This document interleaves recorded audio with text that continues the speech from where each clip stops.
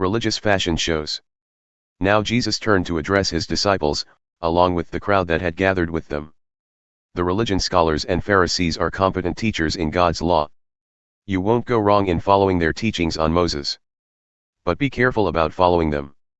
They talk a good line, but they don't live it. They don't take it into their hearts and live it out in their behavior. It's all spit and Polish veneer. Instead of giving you God's law as food and drink by which you can banquet on God, they package it in bundles of rules, loading you down like pack animals. They seem to take pleasure in watching you stagger under these loads, and wouldn't think of lifting a finger to help. Their lives are perpetual fashion shows, embroidered prayer shawls one day and flowery prayers the next. They love to sit at the head table at church dinners, basking in the most prominent positions, preening in the radiance of public flattery, receiving honorary degrees, and getting called Doctor and Reverend. Don't let people do that to you, put you on a pedestal like that. You all have a single teacher, and you are all classmates. Don't set people up as experts over your life, letting them tell you what to do. Save that authority for God, let Him tell you what to do. No one else should carry the title of Father, you have only one Father, and He's in heaven. And don't let people maneuver you into taking charge of them. There is only one life leader for you and them, Christ.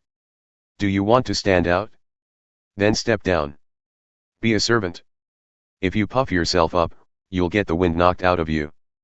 But if you're content to simply be yourself, your life will count for plenty. Frauds. I've had it with you. You're hopeless, you religion scholars, you Pharisees. Frauds. Your lives are roadblocks to God's kingdom. You refuse to enter, and won't let anyone else in either. You're hopeless, you religion scholars and Pharisees. Frauds. You go halfway around the world to make a convert, but once you get him you make him into a replica of yourselves, double damned. You're hopeless. What arrogant stupidity. You say, if someone makes a promise with his fingers crossed, that's nothing, but if he swears with his hand on the Bible, that's serious. What ignorance. Does the leather on the Bible carry more weight than the skin on your hands? And what about this piece of trivia, if you shake hands on a promise, that's nothing, but if you raise your hand that God is your witness, that's serious. What ridiculous hair splitting. What difference does it make whether you shake hands or raise hands? A promise is a promise. What difference does it make if you make your promise inside or outside a house of worship? A promise is a promise. God is present, watching and holding you to account regardless. You're hopeless, you religion scholars and Pharisees. Frauds. You keep meticulous account books, tithing on every nickel and dime you get, but on the meat of God's law, things like fairness and compassion and commitment, the absolute basics. You carelessly take it or leave it. Careful bookkeeping is commendable, but the basics are required. Do you have any idea how silly you look, writing a life story that's wrong from start to finish, nitpicking over commas and semicolons? You're hopeless, you religion scholars and Pharisees. Frauds. You buff the surface of your cups and bowls so they sparkle in the sun, while the insides are maggoty with your greed and gluttony. Stupid Pharisee. Scour the insides, and then the gleaming surface will mean something. You're hopeless, you religion scholars and Pharisees. Frauds. You're like manicured grave plots, grass clipped and the flowers bright, but 6 feet down it's all rotting bones and worm-eaten flesh. People look at you and think you're saints, but beneath the skin you're total frauds.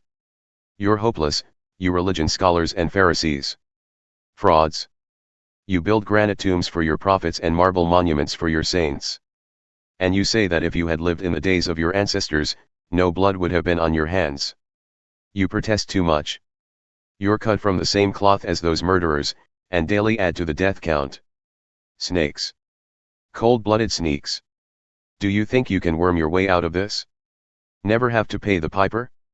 It's on account of people like you that I send prophets and wise guides and scholars generation after generation, and generation after generation you treat them like dirt, greeting them with lynch mobs, hounding them with abuse.